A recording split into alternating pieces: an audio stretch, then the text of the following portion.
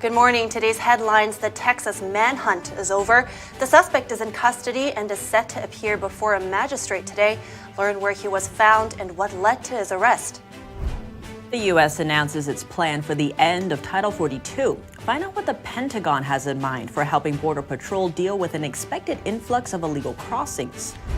And the Federal Reserve is expected to raise interest rates again, but it's possibly the last hike for some time. What can we expect, and what does it mean for Americans? Hollywood writers are now on strike, and it could be for a long time. Find out why and which shows are first to be affected. And Tucker Carlson gets an offer to join Valuetainment. The company's CEO thinks he would be a perfect fit. So what's on the table for the popular TV personality?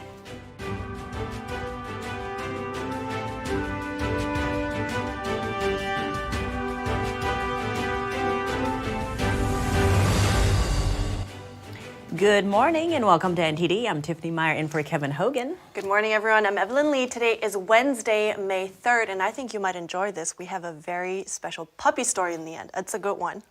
So be sure to stay tuned till the end, but first we do have some serious news to cover for you all. Evelyn, take it away. Thanks, Tiffany. The manhunt in Texas is over. The suspect accused of killing 5 of his neighbors is in custody. He was arrested yesterday after a 4-day search.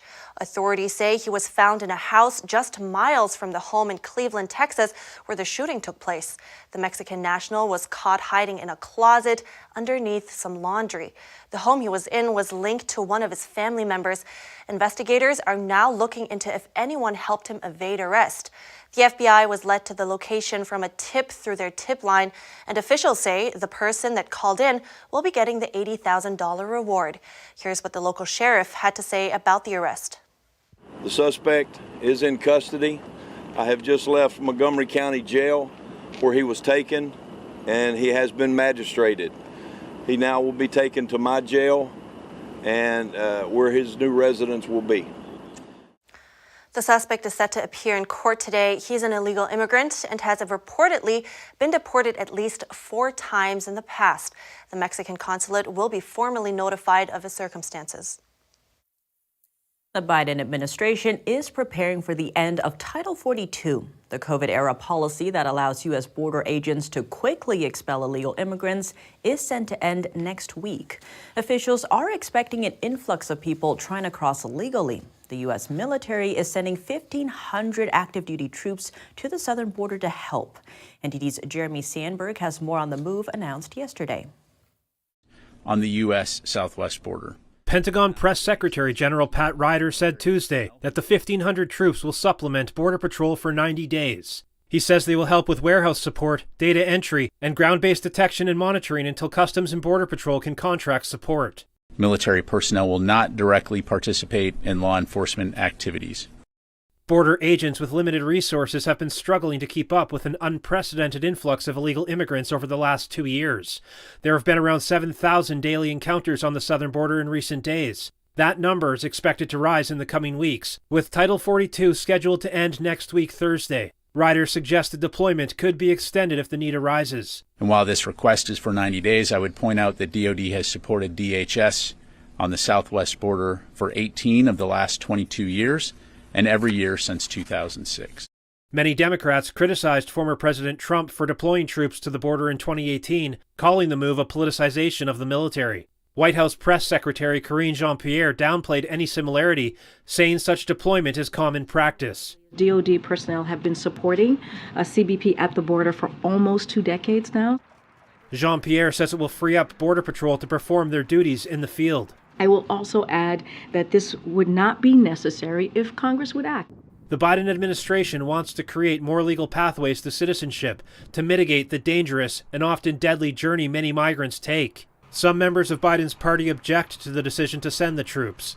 Democratic Senator Bob Menendez says it's unacceptable and being done to score political points. A record number of migrants have been caught illegally crossing the U.S.-Mexico border since Biden took office in 2021. Jeremy Sandberg, NTD News.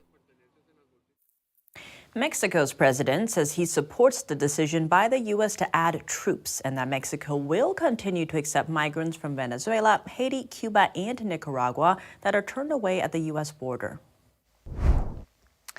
It's all eyes on the Federal Reserve again today after 3 major U.S. bank failures in 2 months and growing concerns about an economic downturn. The Federal Reserve appears set to raise interest rates again today, but it could be the last rate hike for some time.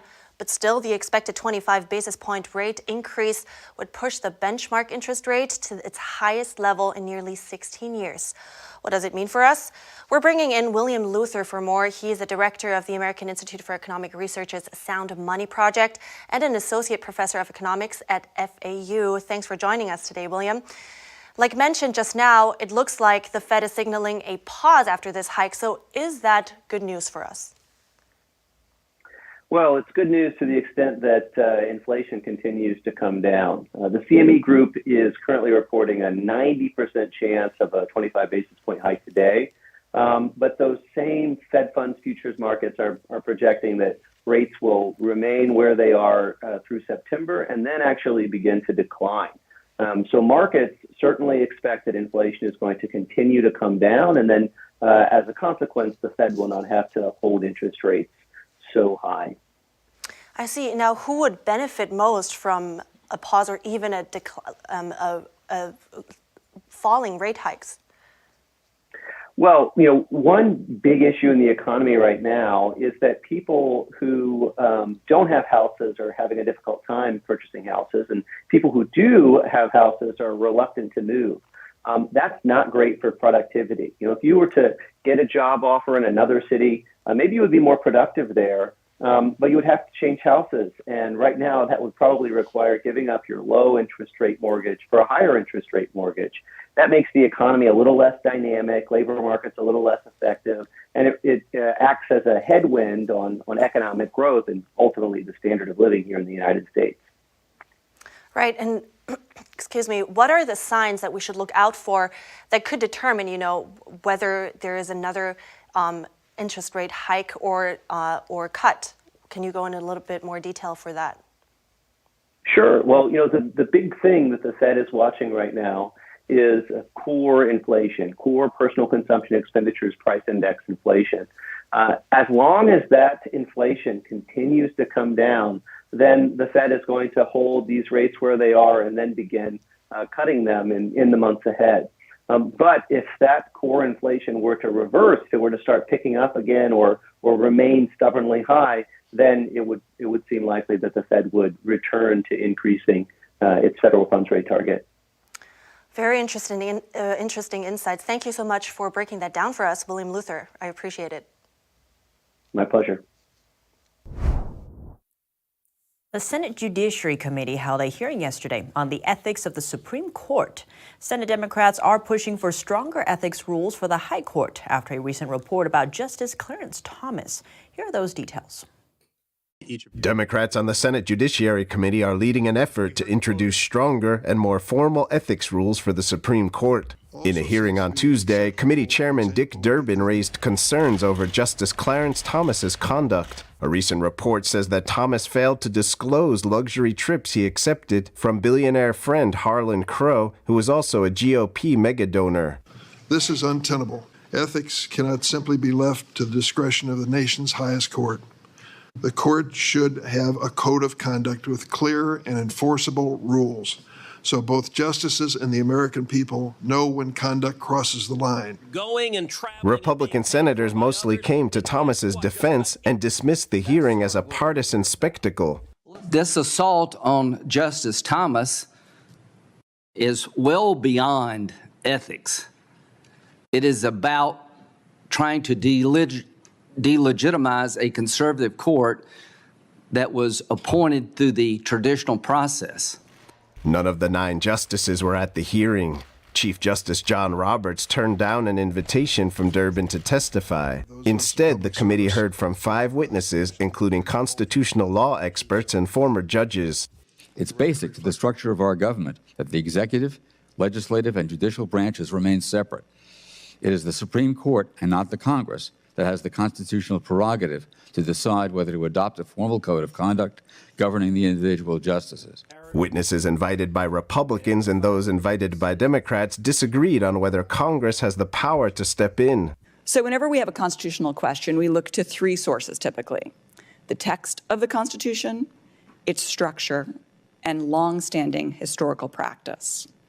And all three confirm that Congress has the constitutional authority to enact legislation regulating judicial ethics. Democrats in both chambers are pursuing new bills that would create a process for investigating misconduct at the Supreme Court. The bills would also strengthen recusal standards and disclosure of travel and hospitality for the justices. Lawmakers on Capitol Hill are stepping up the pressure on a Chinese fast fashion giant. They're asking a federal agency to take action over concerns of forced labor. Here's a story. A bipartisan group of 22 House members asked the Securities and Exchange Commission, or SEC, to take action on Chinese fashion giant Shein in a letter on Monday. The lawmakers want the SEC to halt the initial public offering for Shein until the commission verifies the company doesn't use forced labor. The lawmakers also want the SEC to require Shein certify that its products do not use Uyghur forced labor. Uyghurs are a persecuted ethnic minority in China's Xinjiang region. A 2022 Bloomberg report found Shein's garments contained cotton from the area. Democratic House member Jennifer Wexton and Republican John Rose led the effort. They said in the letter, there are credible allegations of the company's use of underpaid and forced labor. They went on to say that they strongly believe the ability to issue and trade securities on domestic exchanges is a privilege, and that foreign companies wishing to do so must uphold a commitment to human rights across the globe. A spokesperson for Shein denied the allegations, saying the company has zero tolerance for forced labor. The U.S. has banned all imports from the Xinjiang region over concerns of forced labor use. Sources say Shein is eyeing an IPO in the U.S. this year. Coming up, top late-night talk shows go dark as TV and film writers go on strike against major Hollywood studios, including NBC, Paramount, Discovery, Disney, and more. And caught on camera, a close call as a Virginia officer narrowly avoids being hit by a speeding driver. That and more after the break.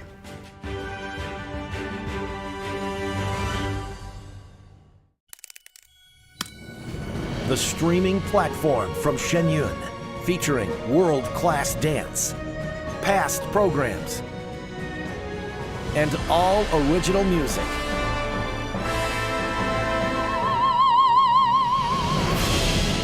Masterclasses, behind the scenes, and more. Order now and save $100 on annual subscriptions at shenyuncreations.com/TV. I don't think that many kids in my son's school even do it. He makes fun of his friend who vapes. He would never try it. She's into soccer. She's on the honor roll. She's just not the type. No way. No way. No way. No way, my kid would never vape. Get your head out of the cloud. Today, nearly 8,000 kids will start vaping. Maybe even yours. Learn about the dangers at talkaboutvaping.org.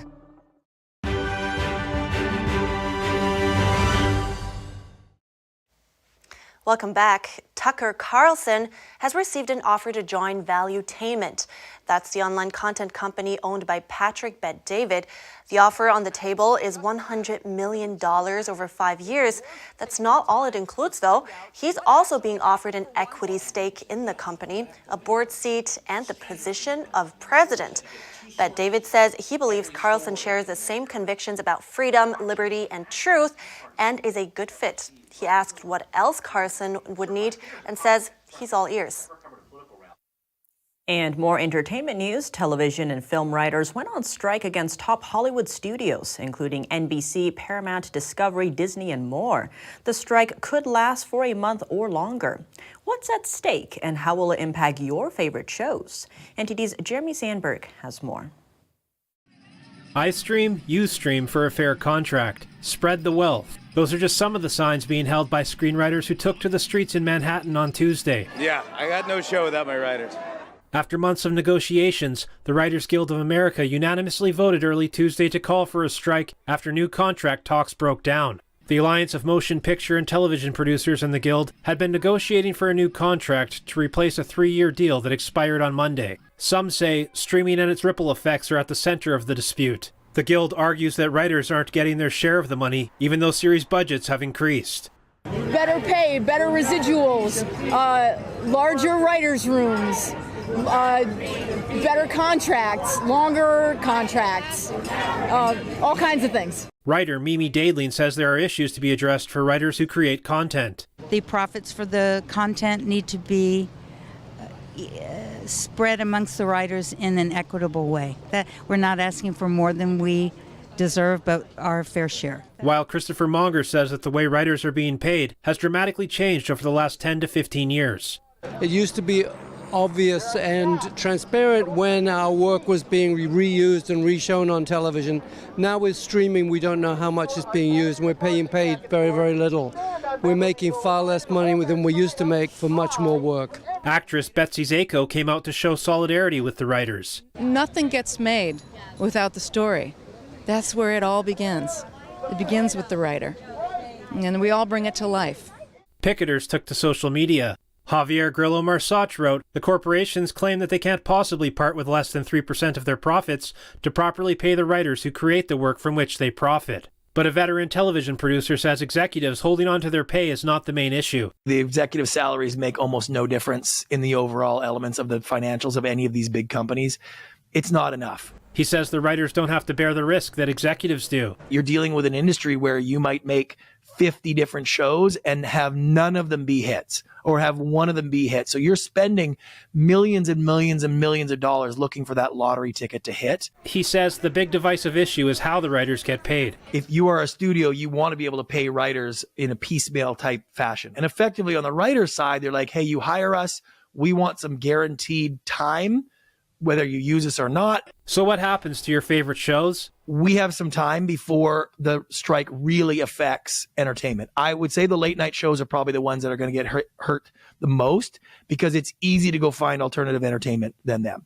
Movies, TV series, we've got some time because a lot of them have already been in production and are already done. Top late night shows immediately went dark. CBS, The Late Show, NBC's Late Night, ABC's Jimmy Kimmel Live, NBC's The Tonight Show, and Comedy Central's Daily Show all made plans for reruns through the week. NBC's Saturday Night Live will also go dark and air a rerun on Saturday. The 2 remaining episodes in the season are in jeopardy. The Guild has scheduled picketing at locations throughout New York and California. Jeremy Sandberg, NTD News. In Evelyn, it seems like money and security are important issues for the writers on strike, but regulations for AI script writing are also in the spotlight. Guild members worry that studios might decide to have bots like ChatGPT write scripts for them. The Writers Guild has a proposal to regulate the use of material produced using artificial intelligence or similar technologies. It ensures that companies can't use AI to undermine writers' working standards. Indeed, and it seems just yesterday IBM announced it's replacing almost 8,000 jobs with AI, and people are concerned that their jobs are at stake. Fields traditionally considered secure may not be anymore. We take a look at 2 of them, finance and law. NTD's Faye Quarter talks with professionals in those fields. Artificial intelligence is transforming the world. Fields traditionally considered stable and secure may no longer be. 2 of these fields are law and finance. This is an area that is likely going to be devastated. When you start thinking about, we've heard statistics of, 2/3 of all jobs could actually, go to AI. I would disagree. I would say it's probably higher in terms of financial services and fintech. Don Kaufman is the founder of TheoTrade, a financial education firm. He's been in finance for 25 years. Kaufman believes only the upper echelons of finance will keep their roles, and everyone else may be replaced with AI. He says we won't really need people for things like writing research reports or analyzing data. When AI is possibly going to do it with a little bit less bias, and more justification behind it. I mean, it is downright, again, phenomenal when you can have a piece of technology read, if you will, 30,000 papers and instantaneously, disseminate that information into forward outlook. For anyone seeking a career in finance, Kaufman advises having strong critical reasoning skills. And he says studying math can help develop these skills. Meanwhile, it's a very different story in the legal field. I don't really believe that AI will ever replace a human attorney for one very, very simple reason. And that reason is connection. Christopher Warren is the managing partner at Warren Law Group. He says attorneys need to connect a certain perspective to judges, juries, adversaries, and even their own clients. He believes this is something AI can't replicate. Aside from believing the legal profession will continue to exist, Warren says there will be two types of lawyers in the future. There's going to be lawyers that can effectively adapt and utilize AI to represent their clients more effectively, and there's going to be unemployed attorneys. I don't see a future for attorneys in the law profession that don't utilize this technology. And experts agree. Instead of doing business as usual, people should adapt and use AI. Mark Seal is the CEO of AI firm Sortium. He says a key to adapting is having strong communication skills. That way, you can enter your prompt into the software and effectively get the answers you need. Faye Quarter, NTD News. Caught on camera, a Virginia officer narrowly avoided being hit head-on by a teen driver allegedly going 120 miles per hour. Fairfax County Police released this video Tuesday of a crash that sent two people to the hospital. Police say a patrol officer was approaching a car during a traffic stop Monday when another car crossed over the median and smashed into the same car. The speeding vehicle spun out of control and swerved into the opposite lane, nearly hitting the officer who just barely jumped out of the way. The officer sustained minor injuries, but went to check if both drivers were okay. Police say a 17-year-old speeding in a BMW caused the crash. The teen driver, two passengers, and the driver of the other vehicle all suffered minor injuries. The teen is facing charges for reckless driving. And coming up, a 19th century farmhouse in Pennsylvania restored. We have the story of how a couple turned a rundown house into their dream home.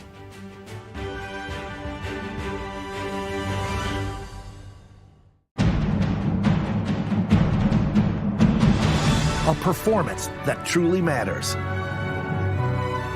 for each and every one of us.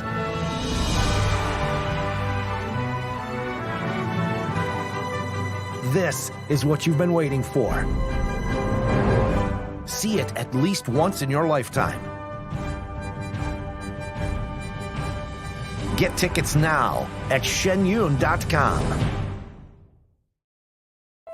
The Fixture Pioneer, CGM. Professional AI intelligent fixtures. All-round integration of 4 systems. High precision, high durability, high quality. 2-micrometer repetition accuracy. More than 80 patent certificates. ISO 9001 approved. Precision clamping to meet your every need. CGM has it all. Pride of Taiwan. CGM.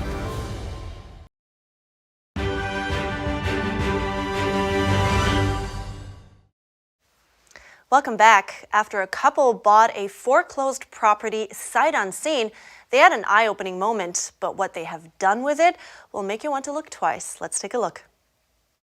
This beautiful 19th century farmhouse is located in Pennsylvania, but just a couple years ago it was unrecognizable. New Jersey natives DeWitt Paul and his wife Jean Paul had lived all over the world before putting an offer on the property in 2018, sight unseen. It was followed by an eye-opening moment. They were just disgusting. So we ended up cleaning up and moving in a few days after we purchased the house. We moved into the big house and basically camped there as we were starting to fix it up. And that meant hard work. In total, the property has 2 houses, 3 barns, and 2 big garages. After making the main houses habitable, they moved on to the farmhouse. Jean says that the previous owner had a lot of cats and basically used the house as a litter box, which left behind a horrendous smell. Nevertheless, they saw the potential. We wanted to really incorporate as much of the history of the house and the area into it as possible, so everything became very bespoke. Everything we chose to do was very custom. In the process, they tried to give the house its character back, which was stripped from it over the years.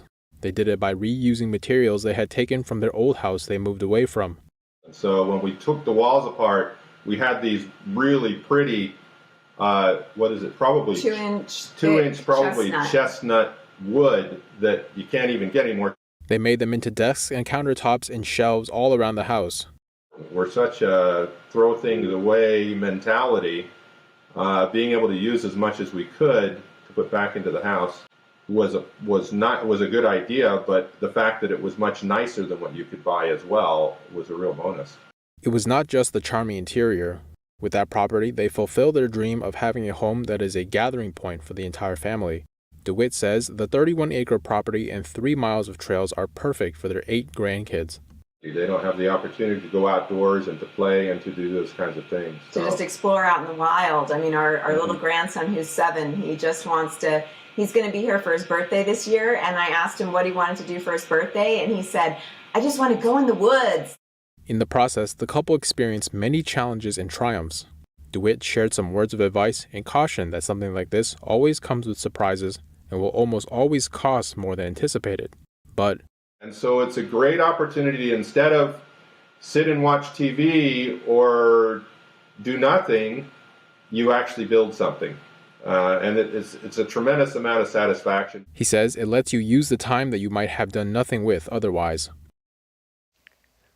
Wow, what a transformation. I really like that they talked about seeing the potential in what kind of looked like a mess in the beginning. Yeah, exactly. And I think that takes a lot of creativity, and the vision they had is absolutely beautiful. Also the location with all the trails for the kids to explore. I know, what a valuable thing to have that for the family, right? It does look like a great gathering place for everyone. And actually, speaking of gatherings and fun things, the newest member of Mexico's canine search and rescue team has arrived all the way from Turkey. Turkey sent this adorable puppy as a thank you gift to the Mexican military. That's for all their help during the search and rescue efforts that followed the devastating earthquake in February. Sadly, one of the Mexican dogs named Proteo died during his mission in Turkey. And while this little guy could never replace him, he certainly makes a great addition to the team. The public has been invited to vote on the 3-month-old puppy's name. People will choose between Proteo II, meaning I protect, Arcadis, meaning friend, or Yardam, meaning help. Just looking at that face makes everything better. Did you have a dog before? I did not. Although my family helped pet sit a dog when I was a baby, and then the dog loved us so much, the owner was like, do you want to adopt it? But we had no money, Didn't? so. Oh.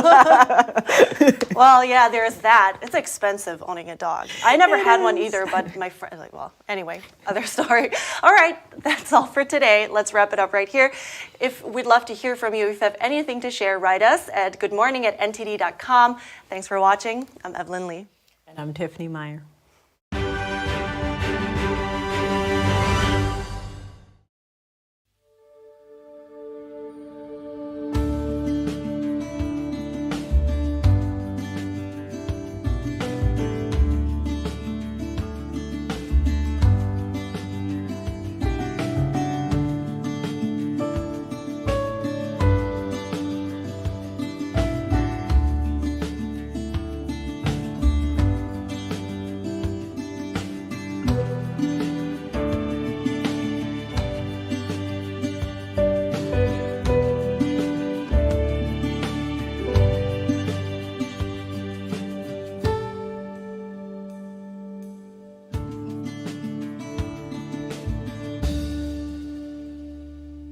Thanks for watching us on YouTube. Did you know YouTube only keeps selective videos on its platform? So if you want to make sure you get the full picture, just subscribe to our newsletter. Go to newsletter.ntd.com and sign up. It's free.